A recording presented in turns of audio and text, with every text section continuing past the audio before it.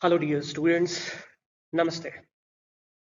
My name is Sachin Devedi, and I have been given this responsibility of teaching political science to the students of class 12th. I would like that language should not become a hindrance in learning political science. So I will try to speak in both the languages, Hindi as well as English. There's something about me. As I already told you my name, Sachin Devedi, right? I have been teaching students for more than 8 years. I'm the founder of Humanities Hub in Delhi. Here are some results. हमारे 12th class के बच्चों के results हैं last year के who scored more than 95% in the subject like polity, history, economics, right? So without wasting the time, let's move to today's discussion. Okay? Yes. सो आपकी political science basically दो books में divided है. एक book जो बात करती है वर्ल्ड पॉलिटिक्स के बारे में, वहीं पे एक दूसरी बुक है जो बात करती है इंडियन पॉलिटी के बारे में, राइट? सो मैंने 9 चैप्टर्स में आपको डिवाइड करके दिया है ये पूरा कंटेंट. नेक्स्ट 100 आवर्स में हम पॉलिटिकल साइंस को खत्म कर रहे होंगे. ओके, सो आज हम बात करेंगे वर्ल्ड पॉलिटिक्स की, right? Very first chapter is cold war era, then disintegration of second world, after that US dominance in world politics.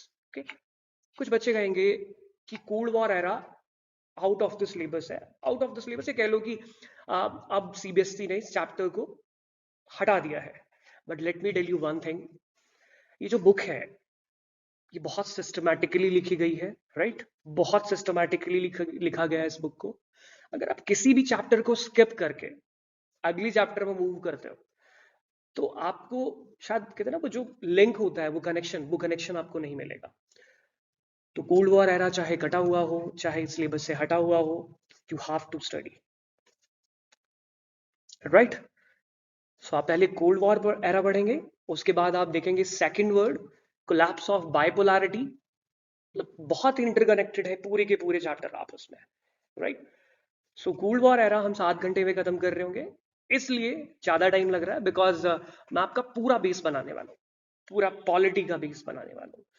Okay, सो इसलिए इसमें 7 घंटे लगने वाले हैं. और फर्दर मैंने आपके पूरे प्लान को, वर्ल्ड पॉलिटिक्स को 50 आवर्स में, इसी तरीके से इंडियन पॉलिटी को हम 50 आवर्स में खत्म करेंगे, राइट? सो हम आज की डिस्कशन की तरफ आगे बढ़ते हैं. International politics, right? So what is international politics? पहले ये जान लेते हैं कि इस बुक में जो हम इंटरनेशनल पॉलिटिक्स पढ़ेंगे है क्या.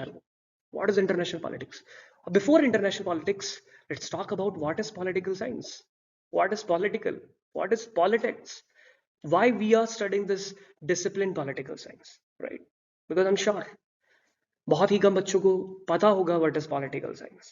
Okay, so political science, उससे पहले political, कि political क्या है?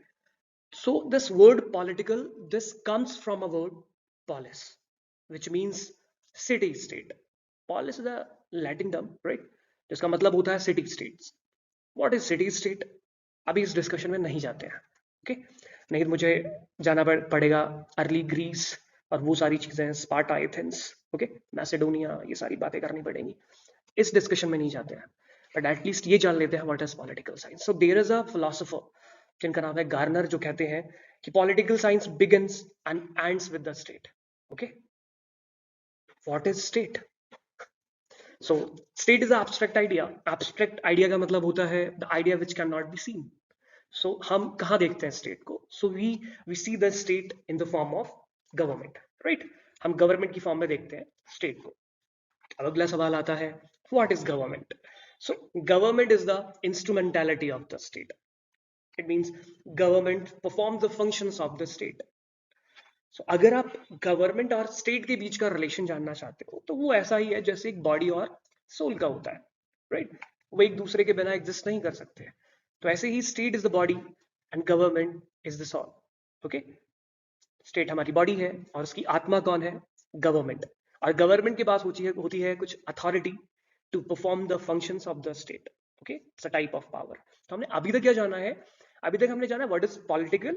Political means state. ओके. और स्टेट के फंक्शंस को परफॉर्म करने के लिए गवर्नमेंट है, और गवर्नमेंट के पास होती है कुछ authority to perform that function. Right. Okay okay okay.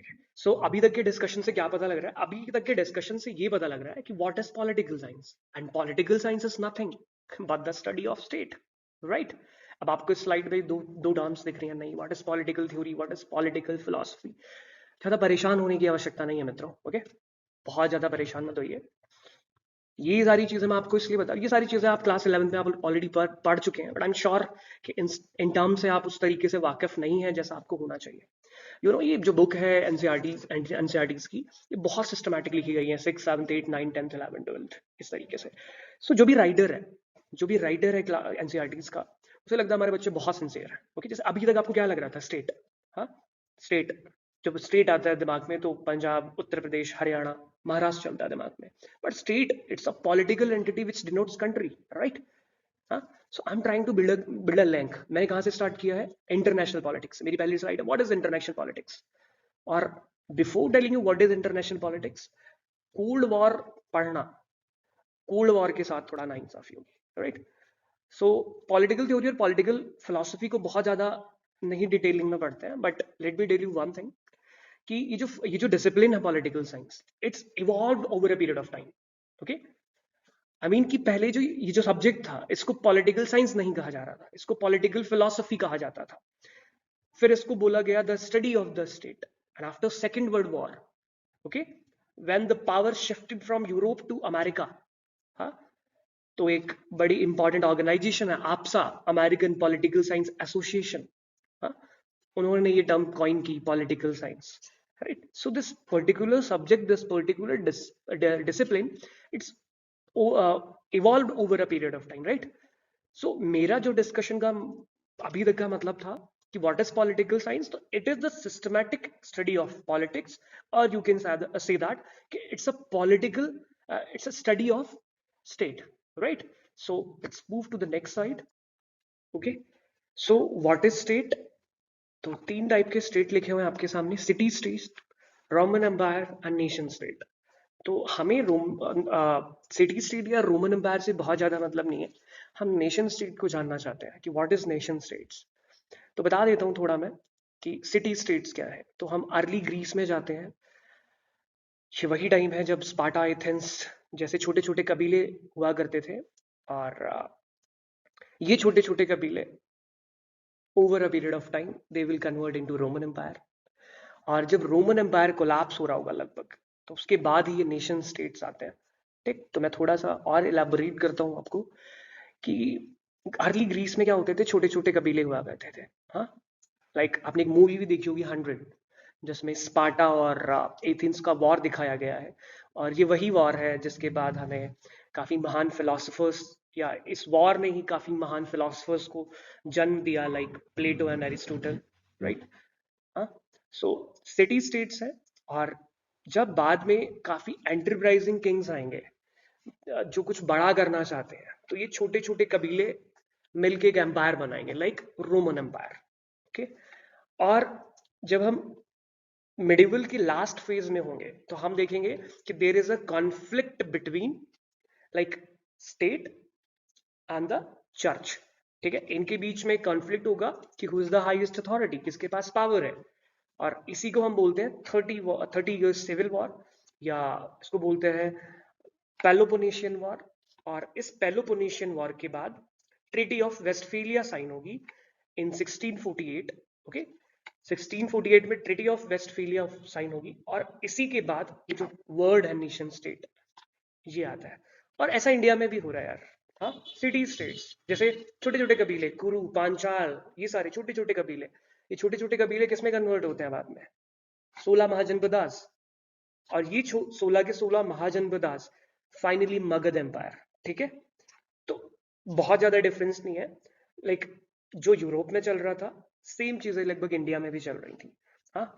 तो इंटरनेशनल पॉलिटिक्स से हम स्टार्ट हुए थे, that what is international politics. Right.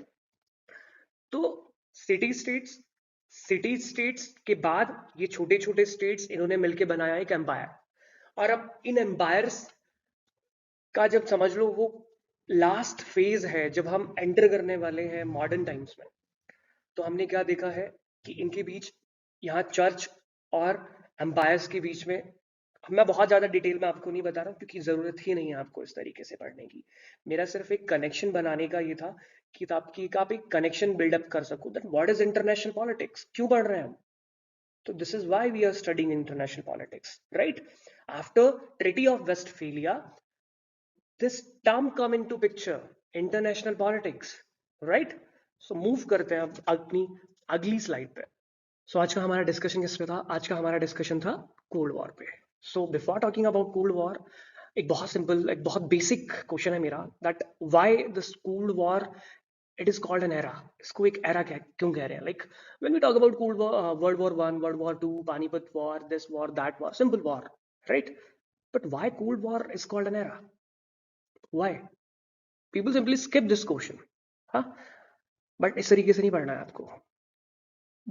आपकी जो बुक है ना, it asks you question at every moment। आपसे सवाल पूछती, सिंपली स्किप, बट स्किप नहीं करना है।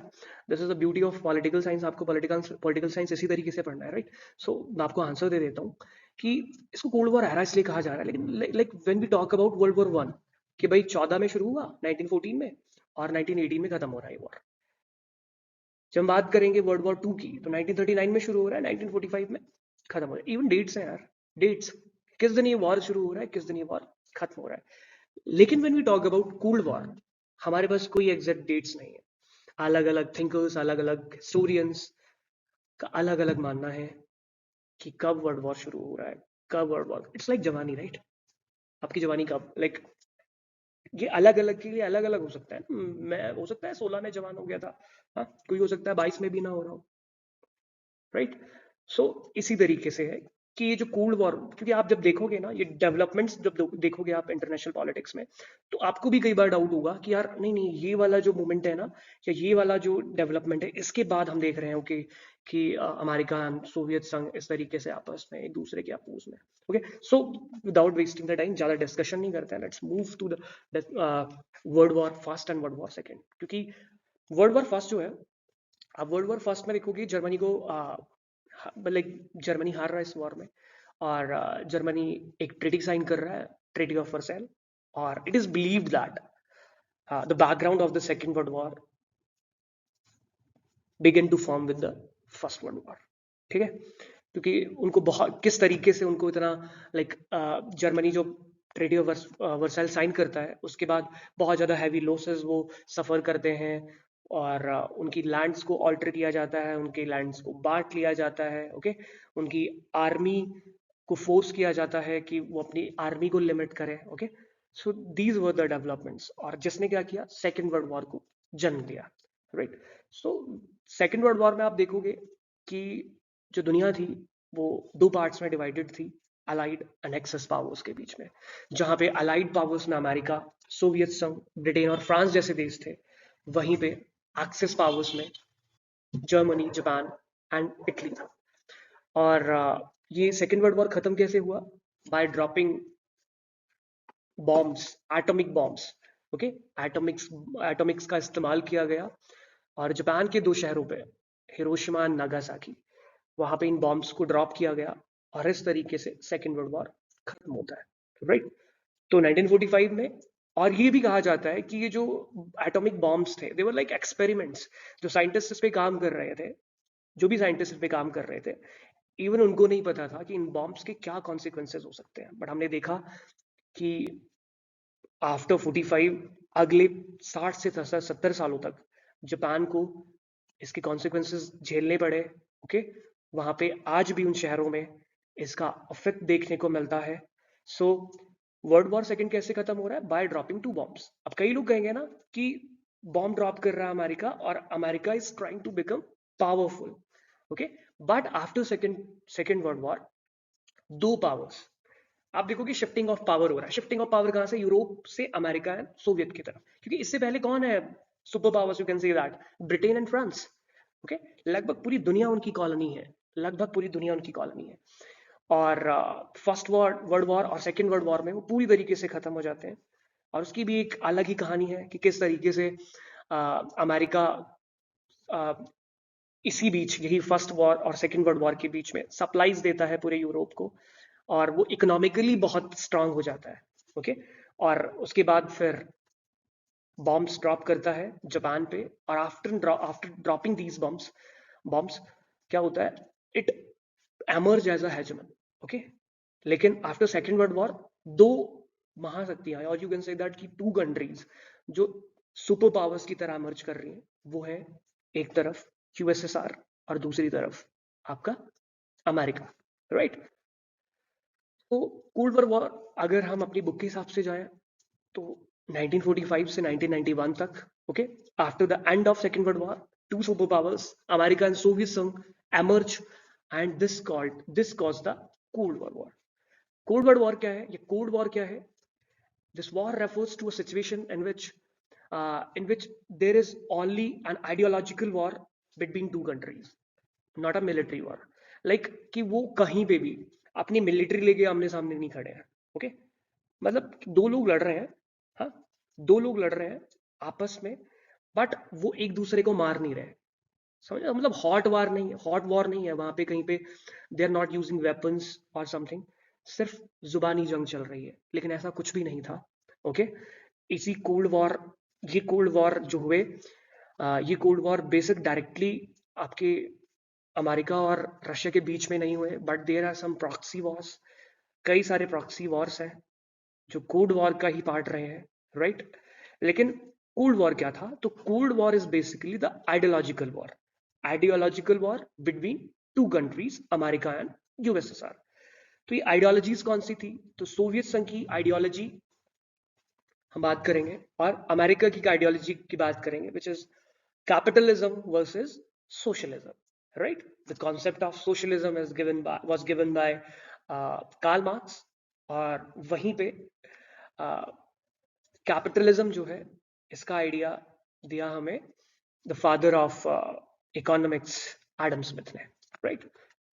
तो आप आइडियोलॉजी जब देखेंगे तो अमेरिका की जो आइडियोलॉजी है वो कैपिटलिज्म है। Okay, under capitalism the right to take all the production related decisions of a country is in the hands of general people. In other words, we can say that the public sector in the country is completely free. आपको मैं बहुत simple बताना चाहूंगा कि what is the basic difference between capitalism and socialism. तो you can see that कि जब किसी भी देश के रिसोर्सेस पे, ओके, जब किसी भी देश के रिसोर्सेस पे प्राइवेट पार्टीज का भी, लाइक लोगों का भी कंट्रोल हो, तो it's a idea of capitalism, right. वहीं पे when we talk about socialism, तो सोशलिज्म में everything, every resources of the country is directly controlled by the state only. हाँ, लाइक मैं आपको पढ़ा पा रहा हूँ, अगर हम ऐसे देश में हो जहाँ पे सोशलिज्म फॉलो किया जाता हो बहुत एक्सट्रीम लेवल पे, एक्सट्रीम सोशलिज्म की बात कर रहा हूँ, तो I can not teach you, ठीक है। उस पर भी कंट्रोल किसका होगा? स्टेट का। स्टेट डिसाइड करेगा कि हु विल टीच, ठीक।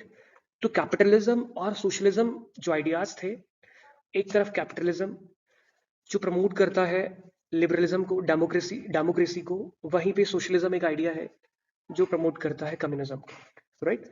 तो एक बार मैं पीछे जाना चाहूंगा, और आप क्या पढ़ा हमने आज, किस तरीके से, मैं रिपीट करना चाहूंगा। ओके, सो क्या हुआ, वी स्टार्टेड क्लास, हमने स्टार्ट किया क्लास इंटरनेशनल पॉलिटिक्स से। Okay, what is international politics? और इंटरनेशनल पॉलिटिक्स में हमने पहले जाना what is politics, what is political science. तो हमें ये पता लगा कि political science is nothing but the study of state, right. फिर ये बात आती है व्हाट इज स्टेट। तो स्टेट में हमने जाना कि स्टेट क्या है। State is